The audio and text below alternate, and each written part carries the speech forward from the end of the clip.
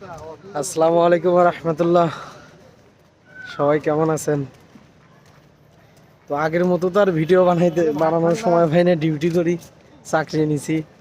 আজকে 5টায় ছুটি হচ্ছে, আসলাম একটু বাগানে ঘুরতে। তো নতুন করে যারা কিরগিজস্তানে যাচ্ছেন তারা কেমন আছেন সবাই ভাই?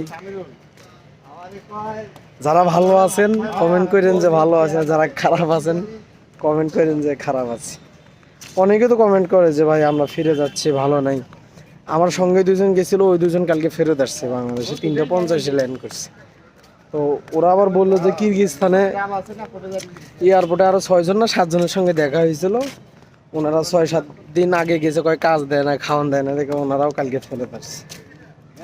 তবে ভাই কিরগিজস্তানে যে মানুষ 5 লাখ 7 লাখ টাকা দিয়ে যায়, ভাই কি দরকার? 5-7 লাখ টাকা দিয়ে ওর থেকে অনেক ভালো কান্ট্রিতে যাওয়া যায়। কিন্তু যায় কি জন্য? একটাই যে বলে $500 বেতন, $600 বেতন, $700 বেতন। এই আমরা মনে করি ডলার বেতন কাম সারা।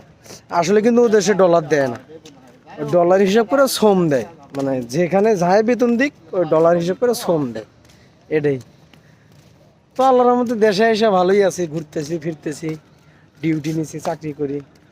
তো এর আগে একটা ভিডিও ছাড়ছিলাম যে ছাগলের 3 নাম্বার বাচ্চারে নিয়ে, যে আর ভিডিও বানাস না কেন, হ্যান ত্যান।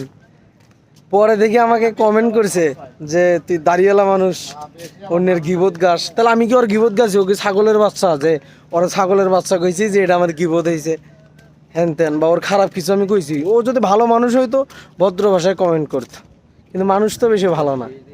পরে আবার আর একটা কমেন্ট করেছে, তোরে আমি ধরতেছি দাঁড়া।